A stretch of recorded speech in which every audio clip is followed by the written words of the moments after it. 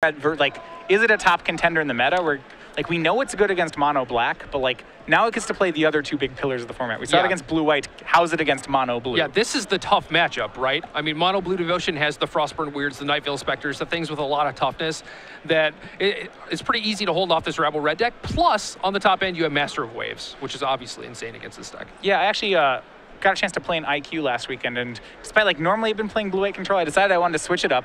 Or more, actually, the person I was going with really wanted to play blue-white control, and I don't own 2 copies. So it's like, what's the next best thing I could run? And like, I ran with mono blue devotion, and I was actually surprised at like how well I think this deck is situated right now. Everybody's playing like Caryatids and Rabble Masters. It's like, when I was playing mono blue, I never, if people let off on a mountain or a forest, I was never scared. Sure.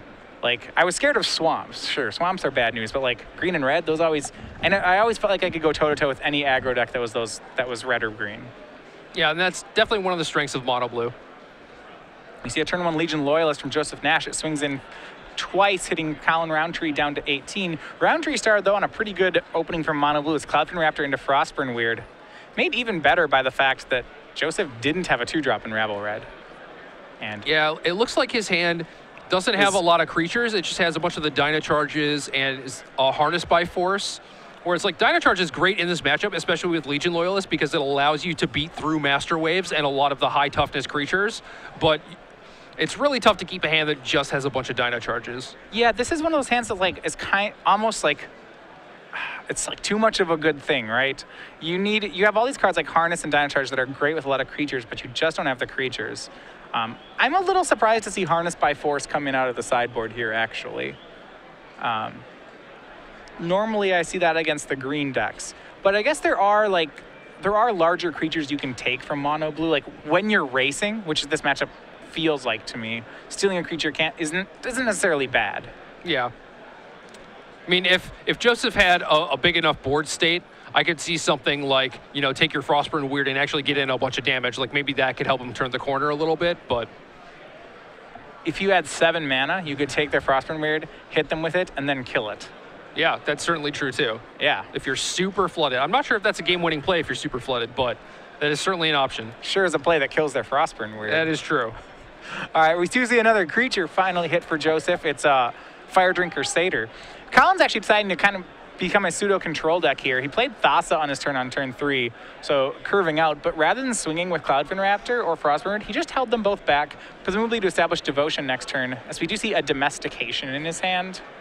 Yeah, I like that. I mean, you got to feel with Thassa and especially Domestication in your hand, like you have the long game kind of covered, right?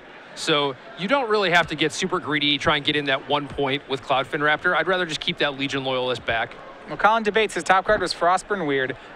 Thought about shipping it and then decided for the better. Rather than going the control route, he's just transitioned over to aggro, played another Cloudfin Raptor and another Frostburn Weird, evolved, and is now swinging for 7. Yeah, I mean, I think he was looking for a 4th land for Domestication, but finding something that he could play to go along with his Cloudfin Raptor and make sure his Thassa is turned on is just like, okay, well, now I'm just going to be the beatdown. You saw that thought process. First he's like, well, nope, not a land, half the ship. And then he's like, or wait maybe. a second. Yeah. Yeah. And it's like, there's a lot of Dyna Charge in Joseph Nash's hand. Just like a lot of Dyna Charge. It's all 3. He plays 3 in the deck. Yep. Yeah, so that's kind of unfortunate. You said you do like Dyna Charge in this matchup?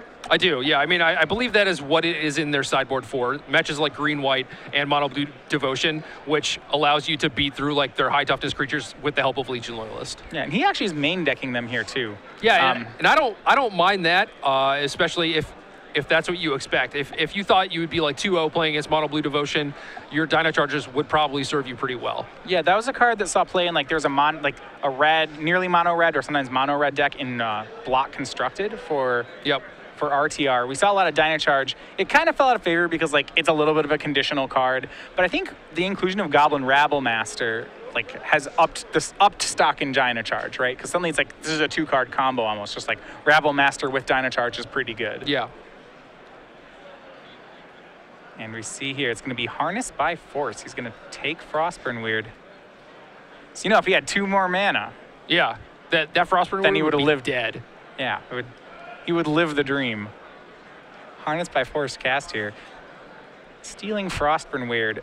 Looks like he wants the 3rd creature so he can trigger Legion Loyalist. He's going to go ahead and swing the team and do just that. But the thing is, Rountree is okay just taking it.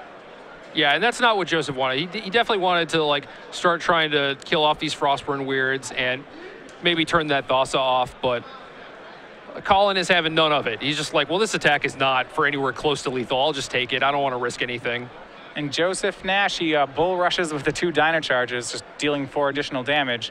But on board, that's lethal. Collin's going to untap and swing for the fences. Joseph, that's 12 damage. So 2-1, Collin Rountree takes down the match. Yeah, standard open champion in Dallas, and very clearly knows what he's doing with his deck.